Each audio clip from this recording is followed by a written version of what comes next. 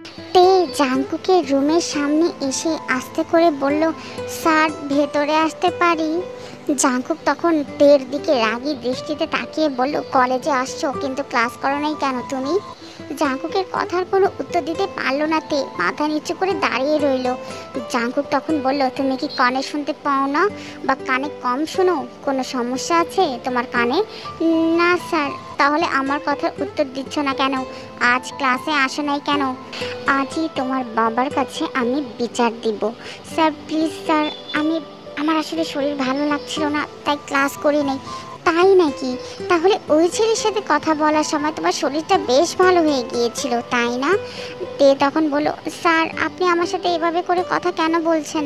Jungkook কাগজে কি যেন একটা লেখছিল। এরপর তের এমন কথা শুনে তের দিকে তাকালো আর বলল, ওই ছেলের সাথে তোমার এত কথা কিসের? কিসের এত ঘোরাঘুরি? বেশ কয়দিন হলো দেখছি তুমি সেই ছেলের সাথে অনেক কথা বলছো। তোমার যেন আরো বাকি 4-5টা মেয়ে এরকম হয়ে যাবে। স্যার আপনি যা ভাবছেন তেমন কিছুই না, আর আমি এমন কোনো কাজ করিনি যে ছেলে মেয়ে খারাপ হয়ে যাবে। জাঙ্কুকের ইচ্ছে করছে তেকে এখনই থাপ্পড় মেরে এখান থেকে বের করে দিতে। জাঙ্কুক নিজের রাগ কন্ট্রোল করে বলল, তাই নাকি? এখন সবকিছু তোমার থেকে শিখতে হবে? বাইরের ছেলে কলেজের ভিতর প্রবেশ করেছে, তার সাথে প্রায় তোমাকে দেখা যায়, কারণটা কি? স্যার এটা আমার সম্পূর্ণ ব্যক্তিগত ব্যাপার, আপনার কোনো অধিকার নেই এসব প্রশ্ন করার। জাঙ্কুক আর চুপ থাকতে পারলো না, রেগে উঠে দাঁড়ালো আর বলল, তোমার সাহস কী করে হয় আমার মুখে মুখে কথা বলো? তুমি জানো এর শাস্তি কতটা ভয়ানক হতে পারে? স্যার শাস্তি আপনি আমাকে দিতেই পারেন, কিন্তু আমার কোনো ব্যক্তিগত ব্যাপারে আপনার কথা বলার কোনো অধিকার নেই। তের এই কথা শুনে জাঙ্কুক শান্ত দৃষ্টিতে তের দিকে তাকিয়ে আছে। জাঙ্কুকের এমন শান্ত চাহনি তের দেখার ক্ষমতা নেই, তাই মাথা নিচু করে ফেলল। জাঙ্কুক তের দিকে কিছুটা এগিয়ে গেল। তে ভয় পেয়েছে একদম দেয়ালের সাথে ঠেকে গেল। জাঙ্কুক তের একদম কাছে আসলো আর বলল, আমার কোনো অধিকার নেই তাই না? তাহলে কার আছে? ওই ইয়নোর, তুমি যাকে ভালোবাসো বিয়ে করবে, তাই না? তে ভয় মাথা নিচু করে রেখেছে, এখন কথা বলার মতো সাহস নেই তার। জাঙ্কুকের গরম নিঃশ্বাস তের মুখে পড়তেই তে কেঁপে উঠল আর জাঙ্কুককে বলল, স্যার সরুন, আমাকে যেতে দিন, আমার ক্লাস আছে। জাঙ্কুক রেগে চিৎকার করে বলে উঠল, এখন তোমার ক্লাস আছে তাই না? যখন ক্লাস টাইমে ক্লাস না করে আড্ডা দিচ্ছিলে তখন মনে ছিল না? জাঙ্কুকের চিৎকারে এতে ভয় কেঁপে উঠল আর বলল, আপনি আমার স্যার, বাসার লোক না যে এভাবে আমার সাথে কথা বলবেন। আমি ছেলের সাথে আড্ডা দেই নাকি মেয়ের সাথে আড্ডা দেই তাতে আপনার কি? জাঙ্কুক তখন জোরে চিৎকার করে বলল, তে তোমার এত বড় সাহস আমার সাথে এভাবে কথা বলো? যাও এখান থেকে, চলে যাও আমার মুখের সামনে থেকে। এক মুহূর্ত আর তোমার মুখ আমি দেখতে চাই না। তোমার মুখ যেন আমার কোনো দিনও দেখতে না হয়। এই কথা বলে জাঙ্কুক রেগে টেবিলে সব কিছু ভাঙচুর করা শুরু করে দিল। টেবিলে পানির গ্লাস ছিল, কিছুটা পানি খেয়ে গ্লাস এত শক্ত করে ধরে রেখেছে যে গ্লাসের কাচের টুকরা ভেঙে জাঙ্কুকের হাতে ঢুকে গেল। সাথে সাথে রক্ত ঝরা শুরু হলো। তের মাথায় শুধু একটাই কথা ঘুরছে, আমার মুখও দেখতে চায় না? মানে কি, আমার মুখ কেন দেখতে চায় না উনি? আমি এমন কি করেছি যার কারণে উনি আমার উপর এত রাগ দেখাচ্ছে? আমার মুখ দেখতে চায় না, এই কথাটা শোনার পর আমার এত কষ্ট কেন লাগছে? উনি আমার মুখ দেখুক বা না দেখুক তাতে আমার কিচ্ছুই যায় আসে না। তে চলে যাচ্ছিল, কি মনে করে পেছনে ঘুরে দেখলো জাঙ্কুকের হাত দিয়ে টপ টপ করে রক্ত ঝরছে। তে জাঙ্কুকের কাছে আসতে নিলেই জাঙ্কুক তখন বলল, তুমি যদি ভুলেও আমার কাছে আসার চেষ্টা করেছো তে, এর পরিণাম খুব খারাপ হবে। এক্ষুনি বেরিয়ে যাও, মুখ দেখতে চাই না আমি তোমার। কথাটা শুনে তে আর দাঁড়িয়ে থাকতে পারলো না, দৌড়ে বাইরে চলে গেল। তে চলে গেল তা দেখে জাঙ্কুক তখন বলতে লাগলো, আমি বললাম আর মেয়েটা চলেও গেল, বাহ খুব ভালো। তে তে কিছু একটা ভেবে আবার ঘুরে আসলো। এসে কোনো কথা না বলেই জাঙ্কুকের হাত থেকে কাজগুলো তুলতে যাবে, তার আগেই জাঙ্কুক বলে উঠলো, স্যারের রুমে প্রবেশ করতে হলে স্যারের অনুমতি নিতে হয়। তুমি জানো না নাকি নতুন করে তোমাকে শেখানোও লাগবে? তে কোনো কথা না বলে দরজার কাছে চলে আসলো আর বলল, স্যার আমি কি আসতে পারি? না, তোমার ভেতরে আসার কোনো দরকার নেই। তে তখন বলল, কিন্তু আমি তো আসবই। এই কথা বলেই তে ভেতরে চলে আসলো। জাঙ্কুক তখন বলল, তোমাকে আমি আসতে নিষেধ করেছিলাম, তুমি তাও কেন আসলে? স্যারের কথা অমান্য করো তুমি, বেয়াদব মেয়ে। সেসব শাস্তি আমাকে পরে দিবেন। দেখি এদিকে আসুন, লক্ষ্মী স্যারের মতো এখানে বসুন তো। জাঙ্কুকের দিকে তাকিয়ে তে কিছুটা ভয় পেয়ে গেল। জাঙ্কুকের চোখ একদম লাল হয়ে আছে। এর আগেও জাঙ্কুককে রেগে লাল হতে দেখেছে, কিন্তু আজ প্রয়োজনের থেকে বেশি লাল হয়ে আছে। হয়তো কিছু একটা বললেই কান্না করে দিবে। তে আর কোনো কথা না বলে জাঙ্কুককে ধরে বসালো আর বলল, স্যার আপনি ওষুধ কোথায় রেখেছেন? যদি একটু বলতেন তাহলে সুবিধা হতো। জাঙ্কুক তখন অভিমানের সুরে বলল, থাক, আমার জন্য কাউকে আলগা দরদ দেখাতে হবে না, আমি ঠিক আছি, আপনি আসতে পারেন। তে তে তখন বলল, স্যার এখন কিন্তু ভাব নেওয়ার সময় না, তাড়াতাড়ি করে বলেন ওষুধের বক্স কোথায় রেখেছেন। বলবো না, যা হয় আমার হবে, তোমার এত ভাবতে হবে না। তে ভাবতে হবে? আপনার কিছু হয়ে গেলে এতগুলো ছাত্রছাত্রীদের কে পড়াবে? জাঙ্কুক তখন বলল, ও, তো তুমি বাকি ছাত্রছাত্রীদের কথা চিন্তা করছো, আমার কিছু হয়ে গেলে তোমার কি কোনো কিছু যায় আসে না? তে মানে কি বলছেন স্যার? কিছু না, আমি রেগে যাওয়ার আগেই চলে যাও এখান থেকে। বললেই হলো নাকি? আমি আপনাকে ওষুধ না লাগিয়ে কোথাও যাব না। জাঙ্কুক তখন তের কাছ থেকে নিজের হাত ছাড়িয়ে বলে, ছাড়ো আমার হাত, আমি যদি মরেও যাই তাতে তোমার কি? জাঙ্কুকের কথা বলা শেষ না হতেই তে তাড়াতাড়ি করে জাঙ্কুকের মুখ চেপে ধরলো আর বলল, চুপ, এগুলো কি ধরনের কথা? একদমই বাজে কথা বলবেন না। জাঙ্কুক এক হাত দিয়ে তের হাতটা সরিয়ে দিল আর বলল, বাজে কথা? আর একটা কথা বললেও আমি নিজেই আপনার গলা টিপে দিব স্যার, একদমই কথা বলবেন না। আমি তোমার স্যার, তুমি কি ভুলে যাচ্ছ? তে আপনি তো পারেন শুধু শাস্তি দিতে। ধুর, আপনার সাথে কথা বলাই বৃথা, আমি নিজে খুঁজে নিচ্ছি ওষুধের বক্স। অনেক খোঁজাখুঁজি পরে তে ওষুধের বক্সটা পেল। তারপর যত্ন সহকারে জাঙ্কুকের হাত পরিষ্কার করে ব্যান্ডেজ করে দিল। এতক্ষণ জাঙ্কুক অপলক দৃষ্টিতে তের দিকেই তাকিয়েছিল, সেদিকে তের কোনো খেয়ালই নেই। এবার মাথা তুলে তাকাতেই দেখলো জাঙ্কুক তার দিকেই তাকিয়ে আছে। তে তখন বলল, স্যার এভাবে আমার দিকে তাকিয়ে আছেন কেন? আগে কখনো আমাকে দেখেন নাই? জাঙ্কুক তখন বলল, আপনি এখন আসতে পারেন।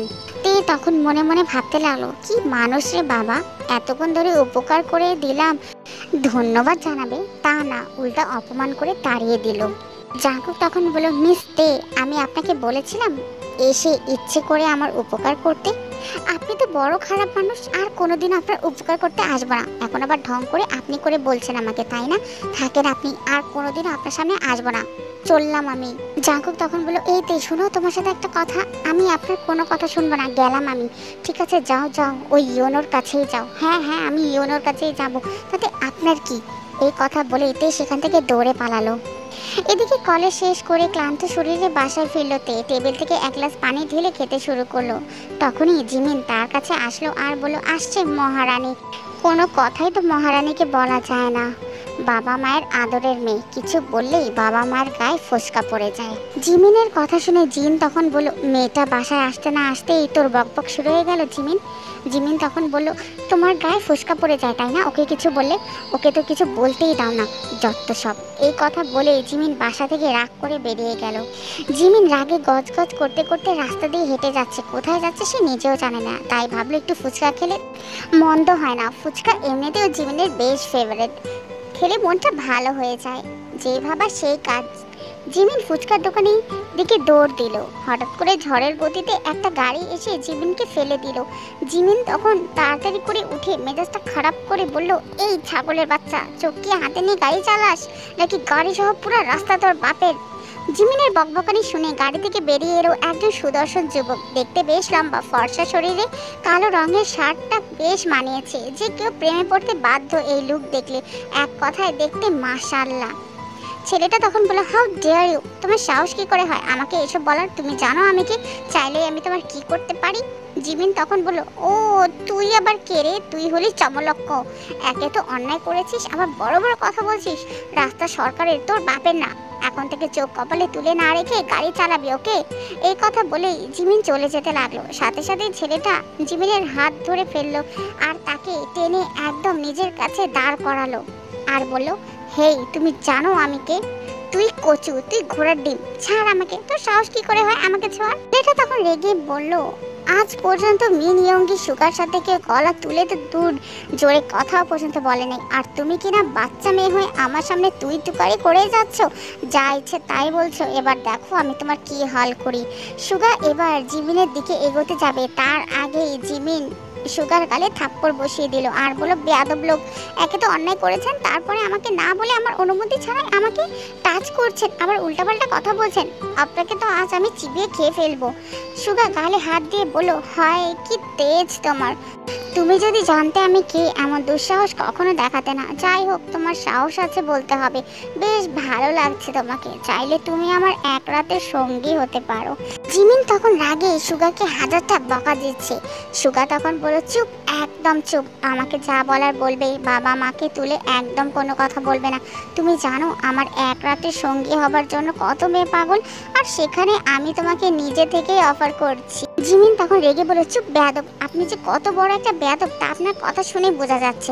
টাকা দিয়ে আপনি সবকিছু কিনতে পারবেন, কিন্তু এই জিমিনকে কিনতে পারবেন না, বুঝতে পেরেছেন?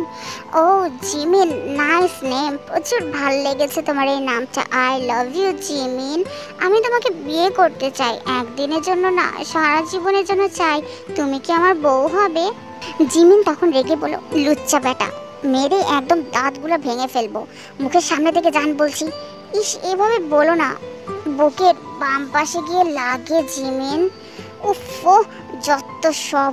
এই কথা বলে জিমিন সেখান থেকে চলে গেল। সুগা জিমিনের পেছন পেছন গেল। জিমিন তখন ফুচকা দোকানে গেল আর বলল, মামা সুন্দর করে 2 প্লেট ফুচকা বানিয়ে দেন তো। সুগা তখন বলল, কি রাক্ষসী মেয়েরে বাবা, একসাথে 2 প্লেট ফুচকা খাবে? এই মেয়ে যার কপালে আছে তার কপাল পুড়বে। কিন্তু আমার কি মনে হচ্ছে জানো জিমিন, মনে হচ্ছে সেই হতভাগাটা আমি। জিমিন পেছনে ঘুরে সুগাকে দেখে তেলে বেগুনে জ্বলে উঠলো আর বলল, বেয়াদব ছেলে, আপনি এখনো যান নাই, আবার আমাকে ফলো করে চলে আসছেন আমার সাথে? মোটেও না, তুমি কি এমন যে তোমাকে আমি ফলো করব? আমি ফুচকা খেতে এসেছি। এই মামা, আমাকে 10 প্লেট ফুচকা বানিয়ে দিন তো। জিমিন তখন বলল, 10 প্লেট? আরে আপনি মানুষ নাকি দানব? এরপর চুপচাপ দুইজন মিলে ফুচকা খেলো, কেউ কারোর সাথে কোনো কথা বললো না। টাকা দেওয়ার সময় বাঁধলো ঝামেলা। জিমিন তখন বলল, এই যা, আমি তো বাসা থেকে রাগ করে বেরিয়েছি, টাকা তো নিয়েই আসিনি, এখন কি হবে? দোকানদার তখন বলল, কোনো সমস্যা নেই মামুনি, তোমাদের বাসা আমি চিনি, তুমি পরে আমাকে টাকা দিয়ে দিও। সুগা তখন বলল, মামা খবরদার, ফ্রিতে কাউকে কিছু দিবেন না, এইসব মেয়ের ধান্দা ফ্রিতে ফুচকা খাওয়ার জন্য। জিমিন তখন বলে, এই যে মিস্টার, আপনি ফুচকা খাচ্ছেন, চুপচাপ ফুচকা খান, আপনাকে আমার কথার মাঝখানে আসতে কে বলেছে? সুগা তখন বলে, উফ জিমিন, তোমাকে রাগ করলে না সেই লাগে, সেই। উফ, আপনি জাস্ট অসহ্য। এই কথা বলেই জিমিন বাসার দিকে চলে যাচ্ছিল। তখনই সুগা জোরে জোরে বলতে লাগলো, আমি জানি তুমি আর আসবে না, তাই তোমার হয়ে বিলটা আমি দিয়ে দিলাম। জিমিন সুগার দিকে তাকিয়ে মুখটা ভেঙচি দিয়ে সেখান থেকে চলে গেল। সুগা জিমিনের যাওয়ার দিকেই তাকিয়ে আছে আর মুচকি মুচকি হাসছে।